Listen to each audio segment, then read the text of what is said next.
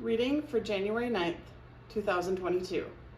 Today we read from John chapter 1 verses 35 to 51. In this reading, Jesus calls the first disciples. The next day, John again was standing with two of his disciples, and as he watched Jesus walk by, he exclaimed, "Look, here is the Lamb of God." The two disciples heard him say this, and they followed Jesus. When Jesus turned and saw them following, he said to them, "What are you looking for?" They said to him, "Rabbi," which translated means teacher. "Where are you staying?" He said to them, "Come and see." They came and saw where he was staying. They remained with him that day. It was about 4 o'clock in the afternoon. One of the two who heard John speak and followed him was Andrew, Simon Peter's brother. He first found his brother Simon and said to him, "We have found the Messiah," which translated anointed. He brought Simon to Jesus, who looked at him and said, "You are Simon, son of John. You are to be called Cephas," which translated to Peter. The next day, Jesus decided to go to Galilee. He found Philip and said to him, "Follow me." Now Philip was from Bethsaida, the city of Andrew and Peter. Philip found Nathanael and said to him, "We have found him about whom Moses in the law and also the prophets wrote, Jesus, son of Joseph, from Nazareth." Nathanael said to him, "Can anything good come out of Nazareth?" Philip said to him, "Come and see." When Jesus saw Nathanael coming toward him, he said of him, "He is truly an Israelite, in whom there is no deceit." Nathanael asked him, "Where did you get to know me?" Jesus answered, "I saw you under the fig tree before Philip called you." Nathanael replied, "Rabbi, you are the Son of God. You are the King of Israel." Jesus answered, "Do you believe because I told you that I saw you under the fig tree? You will see greater things than these." And he said to him, "Very truly I tell you, you will see heaven opened and the angels of God ascending and descending upon the Son of Man." The Gospel of the Lord. Thanks be to God. Grace to you and peace. Amen. It's a well-established principle that the personal recommendation is the most influential factor in the decision-making process of consumers. Surveying my own kitchen pantry, I lost count of the number of items that are now staples on our shopping list that we would never have tried without someone else first recommending them to us. Beyond our kitchen, so many things in our life, from the cars we drive to the books we read, to the destinations of our travels, they're all deeply influenced by the recommendations of others. Recently, I received an email from Beto O'Rourke, the former congressman and presidential candidate from Texas, now running for governor of that state. Now, before you get too impressed with my circle of email contacts, this email was just a bulk mail piece soliciting support for Tim Walz's re-election campaign here in Minnesota. I've received the same or similar emails from other well-known personalities, all hoping to leverage their status or celebrity in order to get me to open, read, and hopefully respond to the email. But what about recommendations from family, friends, and colleagues? The people we assume might truly know and understand us. We inherently trust them to be familiar with our likes and dislikes. And because we know them, we can better place their suggestions into context. To be influenced by those we know and love can actually offer affirmation of the relationships we share. If I start reading the book that you recommended, it deepens our connection by giving us more to talk about.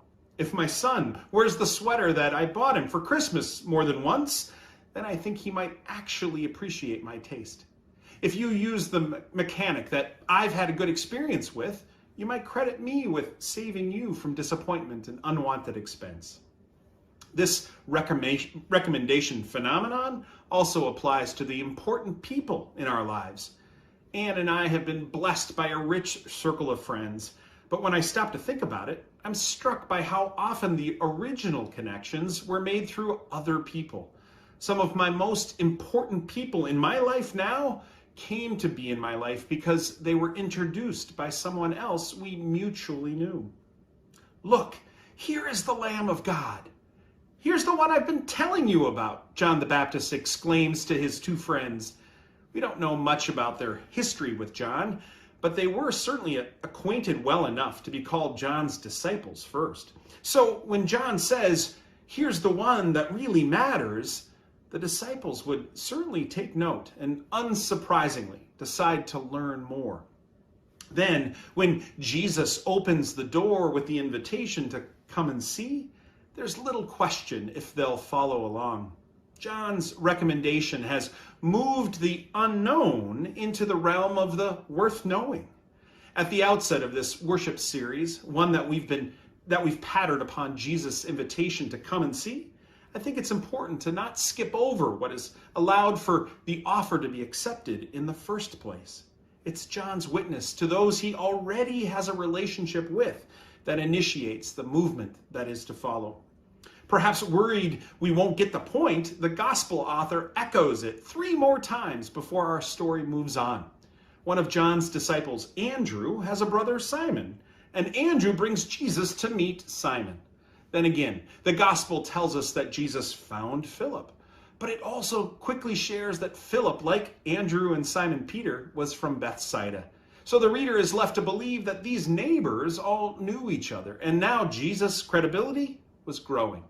Lastly, Philip introduces Nathanael to Jesus, once again opening the door with the invitation to come and see even greater things. In 16 verses at the end of the first chapter, John's first recommendation to his friends has grown considerably through the continued recommendations of friends, family, and neighbors, so that Jesus is surrounded with the personnel he will rely on throughout the ministry that is to follow. This is the launching point of a movement that leads all the way up to today. Greater things indeed. Look, here's the one I've been telling you about. This is how John and Andrew and Philip all contribute to building what was to follow. And this is the very definition of that stickiest of church words, evangelism. I know just saying the word evangelism has the power to make folks like us start to sweat and shift uncomfortably in our seats. And yes, there is much to be critical of in the way the Christian church has misused its evangelical identity over the millennia since John first made his recommendation, and how we struggle to find common ground with many culturally described evangelical churches at work in the world around us. But let's remember that Jesus' invitation to come and see will best land upon those who have been prepared through the relationships they already have. Our calling to be evangelists begins with those we are already in relationship with. Evangelism means telling your own story to the people you already know. It means sharing what you know about the love of God and how it shapes your life with people who trust you to be honest with them. It means talking with your family, your friends, and your neighbors. Only then will the invitation to come and see have a context and a chance at acceptance. The corollary to this, of course, is a caution to not leap over the step of having a relationship before making the invitation. That's why simply posting "all are welcome" on our roadside sign isn't enough.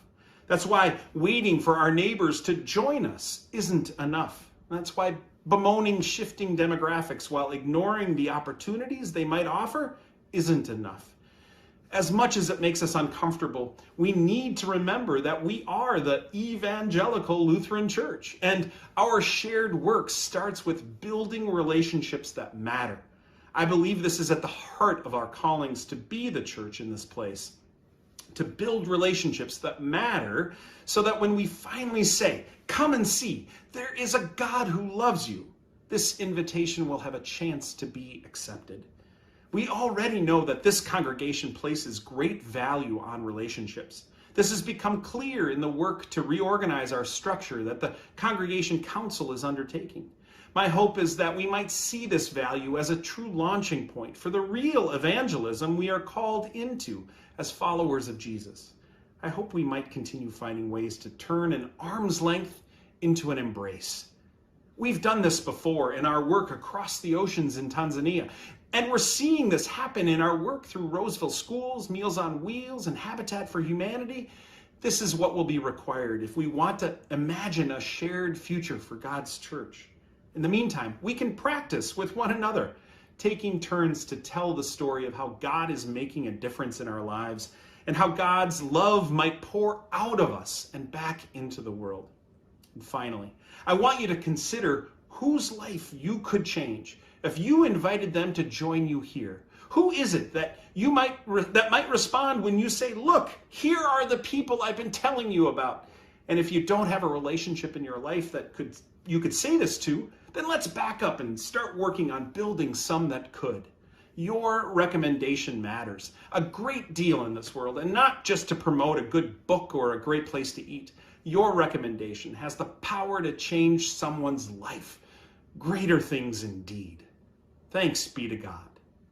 Amen.